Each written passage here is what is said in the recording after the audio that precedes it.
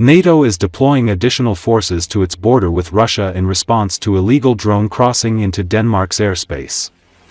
The alliance will send new intelligence, surveillance assets, and at least one air defense frigate to the Baltic region following a series of incidents involving drone sightings in its airspace.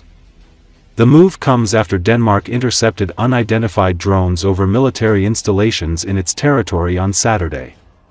The new forces will reinforce the Baltic Sentry mission, created in January to protect critical infrastructure after power cables, telecom links and gas pipelines were damaged on the Baltic Sea bottom after a series of incidents.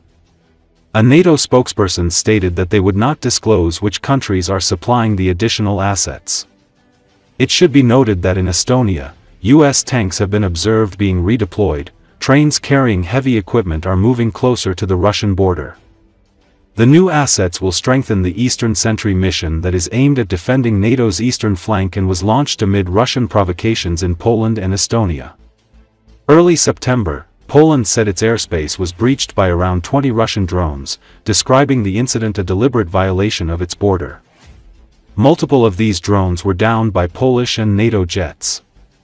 A few days later, Russian fighter jets were spotted over the airspace of Estonia, 100 kilometers from the Russian border. Another NATO country, Romania, also reported violation of its airspace by Russia. The frequent Russian border violations this month have raised alarm in NATO, prompting the alliance to take security measures.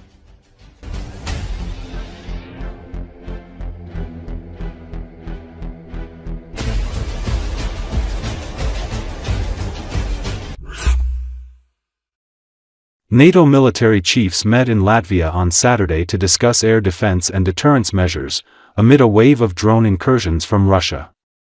According to Associated Press, it comes after European defense ministers agreed Friday to develop a drone wall along their borders with Russia and Ukraine to better detect, track and intercept drones violating Europe's airspace.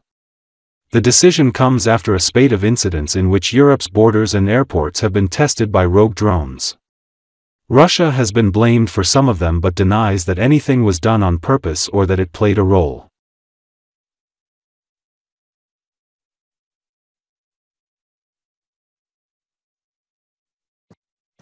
We meet at a historic moment. Russia's brutal war aggression against Ukraine continues to rage. New technologies are transforming the very character of warfare, and the rules-based international order that has preserved our peace is under direct and deliberate challenge. As Latvians say, he who is ready is never taken by surprise, and Latvia knows what this means. Well, thank you very much. Thank you, Chair, Admiral. From our perspective, the threat assessment is clear. Russia poses a long-term threat to Euro-Atlantic security. Terrorism remains a persistent threat. Europe and the alliance is being tested in every way possible. So that the task is to equip our forces for the threats and challenges of today and those of tomorrow. Thank you, Chair. Russia continues a pattern of provocations, most recently recklessly violating the airspace of Poland and Estonia. And here I really want to thank and welcome NATO's immediate response commencing Eastern Sentry. This serves as a tangible example of NATO's decisive response. The intensity of Russia's drone attacks against Ukraine has created incidents in several allied countries, among them also here in Latvia. This is the reality we face. This is, to some extent, not anymore even new reality. Thank you, Mr. Chair. Your Excellency, State President.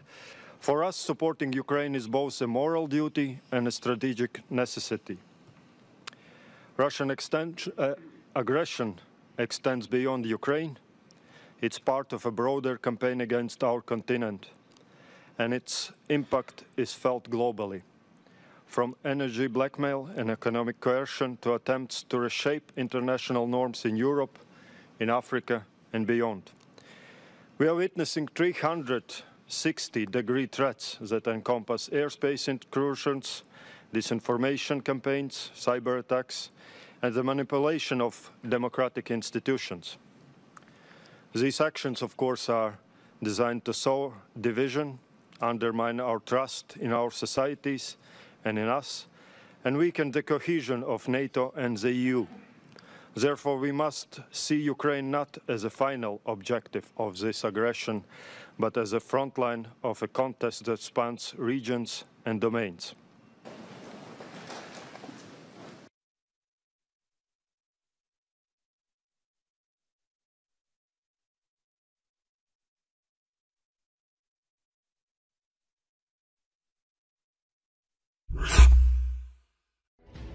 Kiev may commit acts of sabotage under the Russian flag in Romania and Poland in order to create a casus belli for war between Russia and NATO, Russian Foreign Ministry spokesperson Maria Zakharova stated, citing Hungarian media.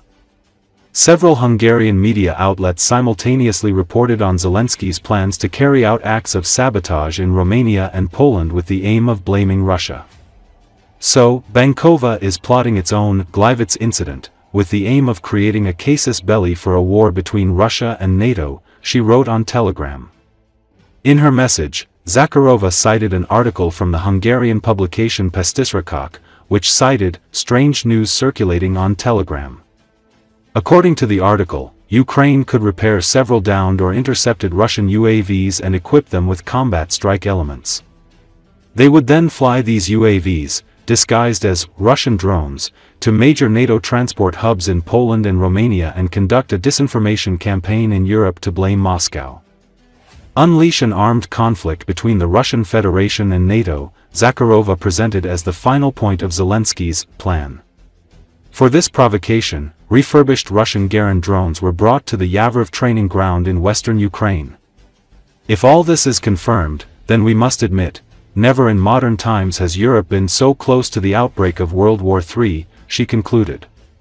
In June, Russian Deputy Foreign Minister Alexander Pankin warned that a Third World War could lead to the destruction of civilization.